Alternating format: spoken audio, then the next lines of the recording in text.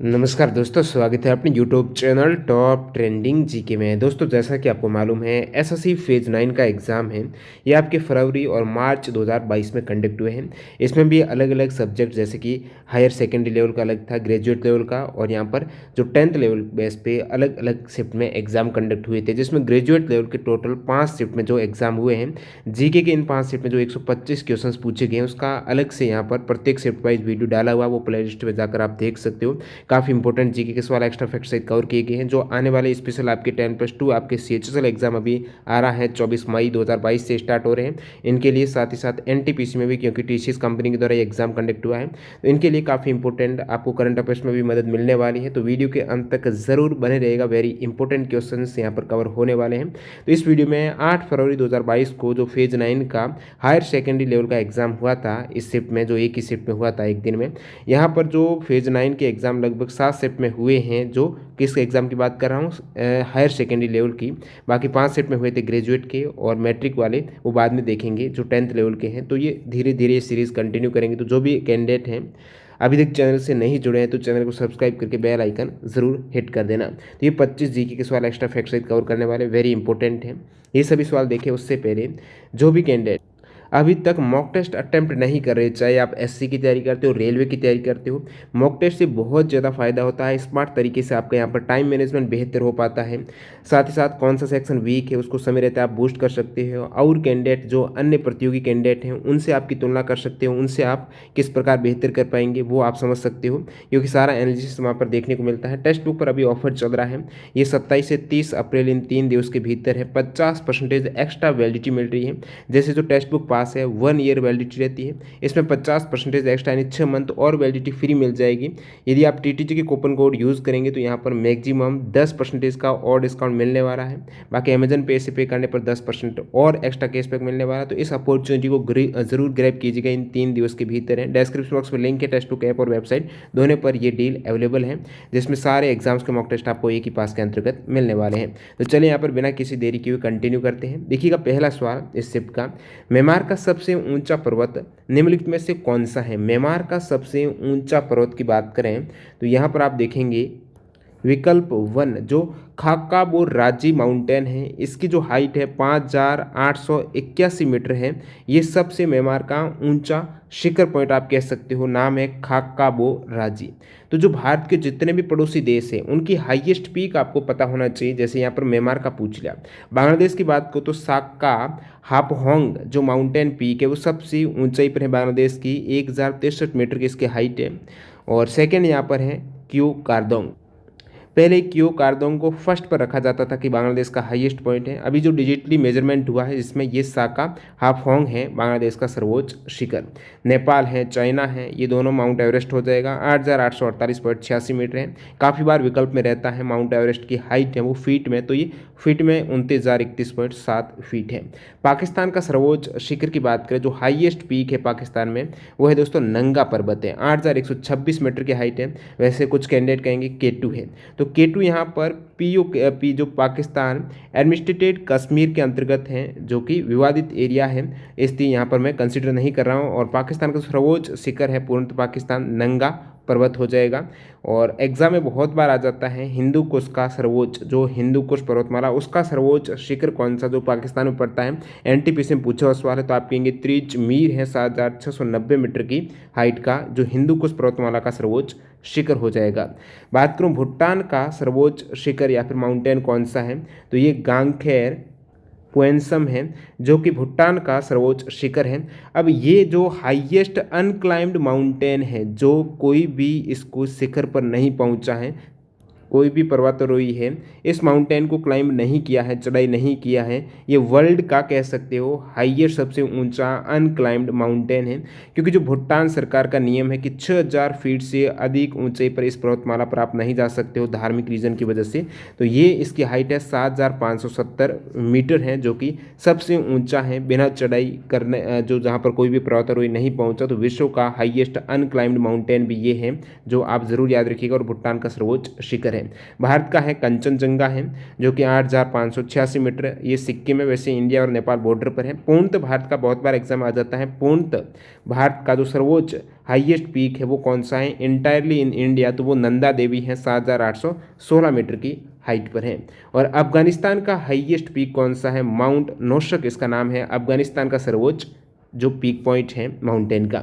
नागालैंड की सबसे लंबी और सबसे बड़ी नदी निम्नलिखित में से कौन सी है, इंपॉर्टेंट सवाल है। नागालैंड की सबसे लंबी नदी इन विकल्प में से दोयांग हो जाएगा।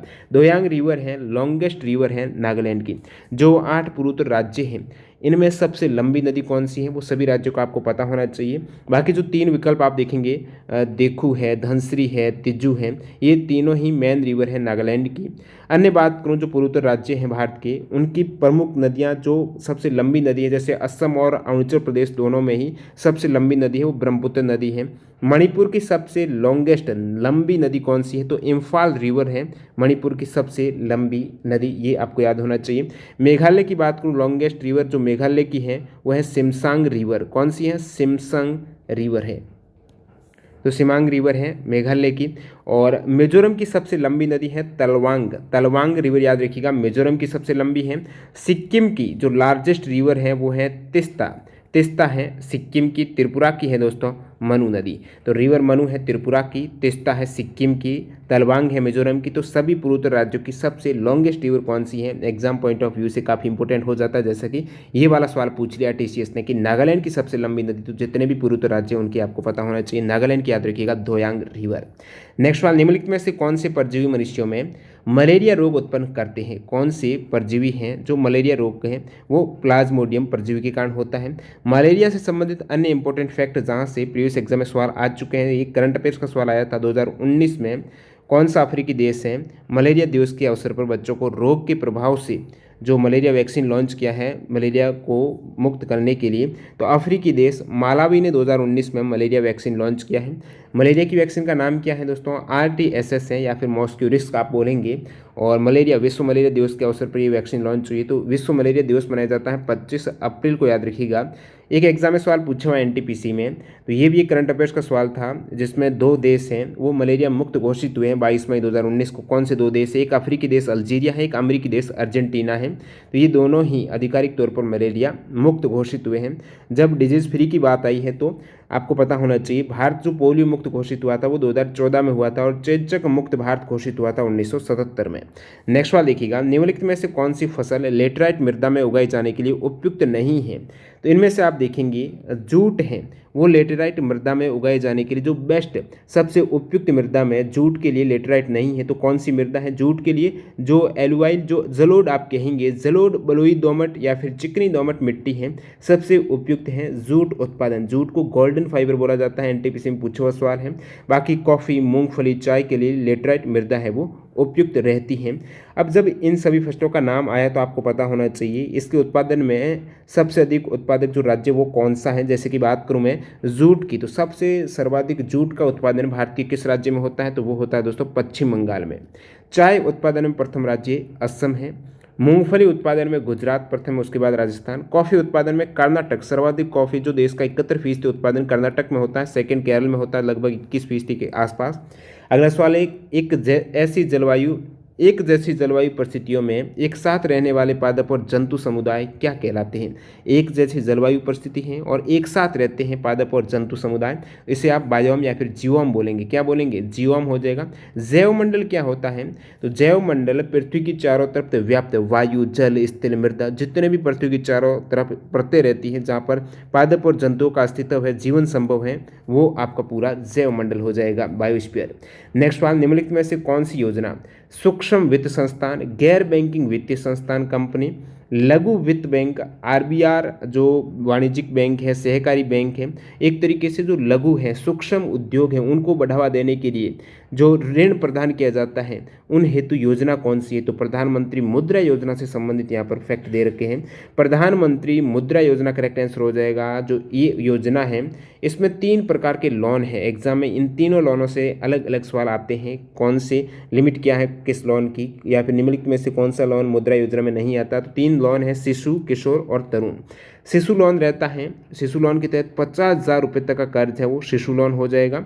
और फिर 50,000 से 5 लाख है किशोर, और 5 से 10 लाख रुपए तक का कर्ज है तरुण लोन के तहत दिया जाता है। इसमें मिनिमम इंटरेस्ट रेट है 12% है। मुद्रा जो योजना है, मुद्रा का मतलब है micro unit development refinance agency, शुरुआत हुई है दोस्तों इसके 8 अप्रैल 2015 को। अगला सवाल देखते हैं यहाँ पर, ओमानी तांबे और हड़प्पाकालीन कलाकृतियों के रासायनिक विश्लेषण में किस धातु के अंश पाए गए हैं जो दोनों की साझा उत्पत्ति का संकेत देते हैं। जो हड़प्पाकालीन कलाकृतियां हैं, ओमानी तांबा है, उसमें रासायनिक विश्लेषण करने पर जो धातु के अंश मिले वो निकल धातु के अंश उसमें पाए गए हैं। कौन सा विद्युत उपकरण है जो प्रत्यावर्ती धारा जो एसी करंट है उसको डीसी में कन्वर्ट करता है। ठीक है, अल्टरनेटिंग करंट को जो डायरेक्ट करंट दिश धारा में परिवर्तित करने वाला कौन सा विद्युत उपकरण है जो केवल एक दिशा में प्रवाहित होता है, तो दिष्टकारी हो जाएगा। ठीक है, याद रखिएगा, रेक्टिफायर। दिष्टकारी क्या करता है, एसी को डीसी में कन्वर्ट करता है। और इसका उल्टा यानी आप कहेंगे डीसी को एसी में कन्वर्ट करने वाला उपकरण कौन सा है, तो वो है दोस्तों इन्वर्टर।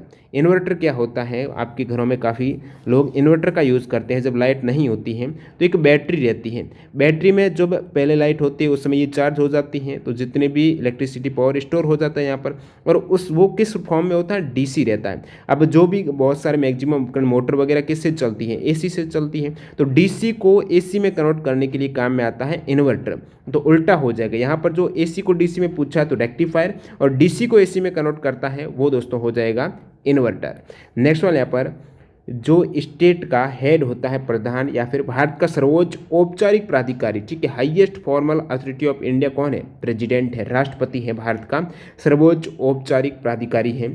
और उपराष्ट्रपति है वो सेकेंड हो जाएंगे, यानी आप कहेंगे राष्ट्रपति के बाद दूसरा सबसे बड़ा औपचारिक अधिकार है वो उपराष्ट्रपति हैं। बाकी प्रधानमंत्री सरकार का प्रमुख होता है, वो सारी शक्तियाँ उनके पास वास्तव में सभी सरकारी शक्तियों का प्रयोग करते हैं। और जब बात आ रही है राष्ट्रपति की, तो राष्ट्रपति से संबंधित सभी आर्टिकल आपको पता होना चाहिए। ठीक है, और बाकी उपराष्ट्रपति की बात करें तो राज्यसभा का पदेन अध्यक्ष कौन होता है, उपराष्ट्रपति होता है। और बात करूँ यहाँ पर राष्ट्रपति की, तो वो राष्ट्रपति का पद किस आर्टिकल में, आर्टिकल 52 में है भारत के राष्ट्रपति का पद का उल्लेख।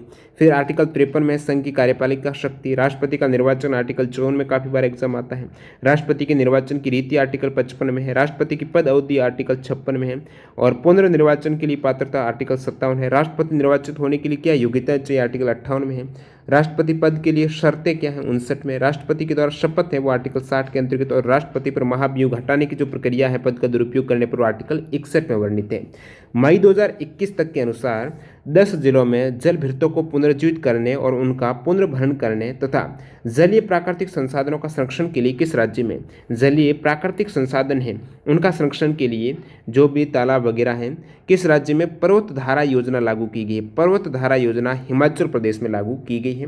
इसके तहत 110 छोटे बड़े तालाब हैं, 600 डैम चेक डैम हैं और 12,000 कंटूर ट्रेन है, इनका निर्माण किया जाएगा। हिमाचल प्रदेश में पर्वत धारा योजना है वो लागू की गई है। अगला सवाल यहाँ पर पूछा गया है अम्लीय वर्षा है। अम्लीय वर्षा किसके कारण होती है, एक तो सल्फर डाइऑक्साइड, दूसरा आपको पूछा है दूसरा है नाइट्रोजन ऑक्साइड। नाइट्रोजन ऑक्साइड और सल्फर डाइऑक्साइड के कारण है वो अम्लीय वर्षा, इसका कारण है।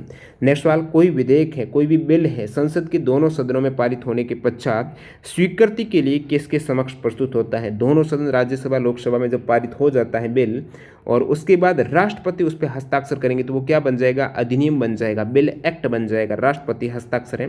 तो ये प्रमुख 5 चरण रहते हैं। 3 चरणों में विधेयक पर दोनों सदन यानी लोकसभा और राज्यसभा में चर्चा की जाती है।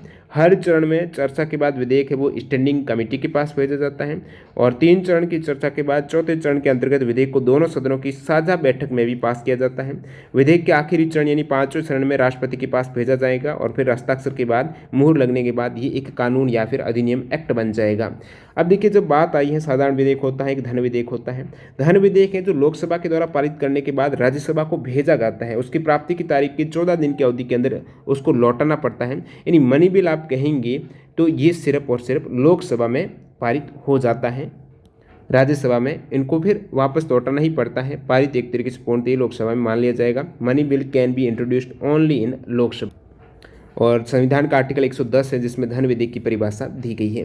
नेक्स्ट वाले यहाँ पर जापानी सरकार के द्वारा अप्रैल 2021 में किसी order of rising sun gold and silver rays जो अवार्ड है, order of rising sun gold and silver rays है, इससे सम्मानित किया गया है जापानी सरकार के द्वारा अप्रैल 2021 में। तो वो श्यामला गणेश है, बेंगलुरु आधारित ये जापानी टीचर है, जापानी जो भाषा की, श्यामला गणेश इनका नाम है। इन्हें ये अवार्ड दिया गया है। ये स्पेशल जो अवार्ड दिया जाता है जापान सरकार के द्वारा, जापान की संस्कृति को बढ़ावा देने वाले जो भी हैं, सहयोग करते हैं, उनको ये अवार्ड दिया जाता है, जिसमें श्यामला गणेश का योगदान रहा है। अप्रैल 2021 में किसने वित्त सचिव का पदभार संभाला है? वित्त सचिव है वर्तमान में टीवी सोमनाथन है। इनकी जो टर्म लेंथ रहती है वो 2 साल के, जैसे एक्सटेंड भी किया जा सकता है। राइट अंडर योर नोज जो उपन्यास है, इसके उत्तर कौन है? आर गिरिधरन है राइट अंडर योर नोज उपन्यास के उत्तर। भारतीय मुक्केबाज जिनका नाम अमित पंघाल है, इन्होंने किस देश में आयोजित अप्रैल 2021 में जो गवर्नर कप है उसमें क्या जीत लिया? Bronze medal. अमित पंघाल ने ब्रॉन्ज मेडल जीता है अप्रैल 2021 में। जो गवर्नर कप हुआ है तो ये हुआ था रशिया में। कहाँ पर हुआ था? रशिया में आयोजित है, जिसमें 52 किलोग्राम भार वर्ग में ब्रॉन्ज मेडल जीता है अमित पंघाल ने। टापू नृत्य है वो किस राज्य का जनजातीय नृत्य है? टापू या फिर टापू डांस है अरुणाचल प्रदेश का जनजातीय नृत्य है। अरुणाचल प्रदेश का जनजातीय नृत्य है टापू डांस है। अरुणाचल प्रदेश के अन्य नृत्यों में आपने ये वांचो भी अरुणाचल प्रदेश का है, और टापू जो पूछ लिया है। इसके अलावा खाम्पटी है, रिखमपाड़ा बहुत बार एग्जाम आ जाता है। बारडोछम नृत्य किसका है? ये भी अरुणाचल प्रदेश का है। पुआंग हो जाएगा अरुणाचल प्रदेश का, ठीक है। बुइया है, दामिंडा है, ये सभी पासी कोंग की ये अरुणाचल प्रदेश के डांस है। शाह आलम है, इन्होंने बंगाल प्रांत की दीवानी है जो लगान वसूल करने का दायित्व है वो किस वर्ष ईस्ट इंडिया कंपनी को सौंप दिया था? तो ये 1765 में। ये सवाल यूपीएससी में भी आया है, एनटीपीसी में भी पूछा गया है, यहाँ पर भी पूछ लिया है फेज 9 में एसएससी ने। तो 1765 में दीवानी प्राप्त करने का अर्थ क्या है? जो कंपनी को पहले ये अधिकार प्राप्त नहीं था लगान वसूल करने का, फिर बंगाल, बिहार और उड़ीसा में राजस्व वसूल करने का ये अधिकार प्राप्त हो गया 1765 में, जो कि शाह आलम ने ये बंगाल प्रांत की दीवानी इनको सौंप दी है। तो शाह आलम का नाम जरूर याद रखिएगा। अप्रैल में त्रिपुरा में गरिया पूजा का उत्सव कितने दिन तक मनाया जाता है? गरिया पूजा कहाँ पर याद रखिएगा? त्रिपुरा में। ये सवाल में ही एक तरीके से इंपॉर्टेंट फैक्ट बन जाता है। गरिया पूजा होती है त्रिपुरा में। कितने दिन तक होती है? ये 7 दिन तक होती है। कालिया और गरिया की पूजा इसमें की जाती है, 2 देवताओं की। जो वैशाख का बंगाली कैलेंडर वैशाख का 7वें दिन, यानी 7 दिन तक ये गरिया पूजा होती है। भारत सरकार ने फ्रांस के शासन के अधीन रहे चंदन नगर, जिसे चंदन नगर भी बोलते हैं, इसको 1954 में किस राज्य में एकीकृत किया गया है? तो पश्चिम बंगाल में, ठीक है। वेस्ट बंगाल में जो चंदन नगर है जो पहले फ्रांस के अधीन था, उसको क्या यहाँ पर एकीकृत कर दिया गया है। चंदन नगर पश्चिम बंगाल राज्य की हुगली जिले में स्थित एक शहर है। ये फ्रांस का उपनिवेश था, जिसे बाद में भारत में मिला लिया गया है। तो पहले फ्रांस में था और पश्चिम बंगाल में 1954 में इसको एकीकृत किया गया, जरूर याद रखिएगा। अगला सवाल है, मई 2021 में G20 पर्यटन मंत्रियों की बैठक किस देश में आयोजित की गई थी? जिसमें प्रहलाद सिंह पटेल ने यहाँ पर वर्चुअल रूप से भाग लिया है। तो G20 पर्यटन मंत्रियों की जो बैठक है मई 2021 में वर्चुअल रूप से इटली में आयोजित की गई है, जिसमें प्रहलाद सिंह पटेल ने यहाँ पर भाग लिया है। तो ये इटली में हुई है। बाकी G20 समिट की बात करें, ये बहुत बार एग्जाम में सवाल आ जाता है। जैसे कि 2023 में G20 समिट की मेज़बानी, जो 18वां समिट होने वाला है स्टेट लीडर्स का, वो भारत में होगा, दिल्ली में। तो ये प्रस्तावित है। बाकी G20 समिट जो 20 G20 यानी 20 वित्त मंत्री और सेंट्रल बैंक के गवर्नर्स का समूह रहता है। इनकी जो स्टेट लीडर्स की, जैसे यहाँ पर जो समिट थी वो थी आपके पर्यटन मंत्रियों की है, तो पर्यटन मंत्रियों की मई में हुई है। और बाकी 2022 में जो होनी है वो नवंबर 2022 में होगी। स्टेट लीडर की G20 की समिट बाली इंडोनेशिया में प्रस्तावित है। और 2021 में ये रोम इटली में हुई है। और इससे पहले 2020 में सऊदी अरब रियाद में हुई है, और ये एनटीपीसी में आ चुका है। जून 2019 में जापान ओसाका में आयोजित हुई है G20 समिट है। भारत ने इसकी मेज़बानी है, इससे पहले एक बार की थी, 2002 में नई दिल्ली में हुई थी। अगला सवाल देखते हैं यहाँ पर, कर्नाटक में स्थित किस किले का निर्माण सुल्तान अलाउद्दीन बेहमन के द्वारा कराया गया है? कर्नाटक में स्थित है बीदर का किला। इसका निर्माण यहाँ पर सुल्तान अलाउद्दीन बेहमन के द्वारा किया गया है। जो ये अहमद शाह प्रथम है, इन्होंने 1427 में अपनी राजधानी गुलबर्गा से बीदर में स्थानांतरित की थी। बीदर का किला यहीं पर। नेक्स्ट वाले यहाँ पर देखते हैं, किस वर्ष में चिन्हाट की लड़ाई है वो हुई थी, जहाँ पर अंग्रेज़ों की हार हो गई थी और मुग़ल सेना जीत गई थी। तो चिन्हाट की लड़ाई हुई है 1857 को। कब हुई है? 30 जून 1857 को हुई है। ये लड़ाई हुई है दोस्तों अवध के पास इस्माइलगंज है, वहाँ पर ये लड़ाई लड़ी गई है। जो चिन्हाट स्थान है एक तरीके से ब्रिटिश ईस्ट इंडिया कंपनी थी और सामने भारतीय विद्रोही और इसके अंतर्गत एक तरीके से मुग़ल सेना। तो अंग्रेज ईस्ट इंडिया कंपनी का नेतृत्व हेनरी लॉरेंस कर रहे थे। मुगला का नेतृत्व है वो बरकत अहमद और खान अली खान कर रहे थे, जिनके नेतृत्व में ये भारत की जीत हुई एक तरीके से और अंग्रेजों की हार हुई थी 1857 में। चिन्हट का युद्ध हुआ था 30 जून को। अगला सवाल, भारतीय संविधान के किस आर्टिकल को द्वितीय कॉन्स्टिट्यूशन अमेंडमेंट 1952 के द्वारा संशोधित किया गया है? द्वितीय संविधान संशोधन 1952 में हुआ है, जिसमें किस अनुच्छेद को संशोधित? तो आर्टिकल 81 में 81 में जो लोकसभा की संरचना का उल्लेख है आर्टिकल 81 में, इसमें संशोधन किया गया है। जो यहाँ पर जनगणना 1951 की जनगणना के आधार पर लोकसभा में प्रतिनिधित्व की जो अनुपात है उसको पुनर्व्यवस्थित किया गया है। बाकी आपको पता होना चाहिए प्रथम कॉन्स्टिट्यूशन अमेंडमेंट 1951 में हुआ है, जिसके अंतर्गत प्रमुख रूप से यहाँ पर भूमि सुधार है, न्यायिक समीक्षा से जुड़े अन्य जो भी कानून उसको 9वीं अनुसूची में ऐड किया गया है। आर्टिकल में संशोधन में इसमें आर्टिकल 31 में 2 खंड ऐड हुए हैं प्रथम संशोधन 1951 में। अंतिम सवाल, प्रत्येक 1000 पुरुषों पर महिलाओं की संख्या क्या कहलाती है? सेक्स रेशियो हो जाएगा, लिंगानुपात हो जाएगा। लिंगानुपात वर्तमान में सर्वाधिक किस राज्य का है? 2011 की सेंसस के अकॉर्डिंग तो केरला का है, 1084 महिला है प्रति 1000 पुरुष पर। 2011 की जनगणना के अनुसार भारत का सेक्स रेशियो है लिंगानुपात 943 पुरुष हैं, महिलाएं 943 महिलाएं हैं प्रति 1000 पुरुषों पर। इससे पहले 2001 का जो जनगणना है सेंसस के अकॉर्डिंग जो भारत का लिंगानुपात था वो 933 महिलाएं प्रति 1000 पुरुष थे। सेकेंड हाईएस्ट लिंगानुपात किसका है? जैसे कि सर्वाधिक केरल का 1084, उसके बाद पुदुचेरी का है 1037। सबसे कम लिंगानुपात वाला राज्य कौन सा है? तो आप कहेंगे हरियाणा है, 879 है महिलाएं प्रति 1000 पुरुष है। जो सबसे कम सेक्स रेशियो है हरियाणा का 879 है। दमन और दीव का वैसे सभी यूटी और राज्य में सबसे कम सेक्स रेशियो दमन दीव का आ जाता है, 618 है। इस प्रकार यहाँ पर आपने 25 जीके के सवाल एक्स्ट्रा फैक्ट से देखे हैं जो कि आपकी एसएससी फेज 9 एग्जाम में 8 फरवरी 2022 का जो हायर सेकेंड लेवल का एग्जाम हुआ है उसमें पूछे गए हैं। और इस सीरीज से आप ज़रूर जुड़ जाना। नेक्स्ट आपको प्रतिदिन यहाँ पर वीडियो मिलने वाला है। जो भी एग्ज़ाम हुए लगभग 7 शिफ्ट में ये पूरे आपके कंप्लीट हो जाएंगे। तो कोशिश रहेगी जल्दी से जल्दी ये आपके नेक्स्ट 10+2 जो एग्ज़ाम होने वाला CHSL का 24 मई है या फिर इससे पहले आपके NTPC एग्ज़ाम से पहले ये सारे कवर हो जाएंगे, ताकि आपको इसमें काफ़ी कुछ फ़ायदा मिलने वाला है। TCS कंपनी ने जो एग्ज़ाम कंडक्ट किया है और इसकी PDF फाइल जैसे ही सारे कंप्लीट हो जाएंगे टेलीग्राम चैनल पर एक साथ डाल दी जाएगी। जैसे इससे पहले ग्रेजुएट का एक साथ 125 जीके के सवाल वो आपको एक्स्ट्रा फैक्ट से टेलीग्राम चैनल पर मिलने वाला है। तो टेलीग्राम चैनल से भी जुड़ जाना, लिंक डिस्क्रिप्शन बॉक्स में। और जो भी कैंडिडेट अभी तक टेस्ट सीरीज से नहीं जुड़े हैं, अभी यहाँ पर ऑफर का लाभ उठाते हुए आप जुड़ सकते हो। TTC के कूपन कोड से यहाँ पर एक्स्ट्रा डिस्काउंट भी ले सकते हो। धन्यवाद।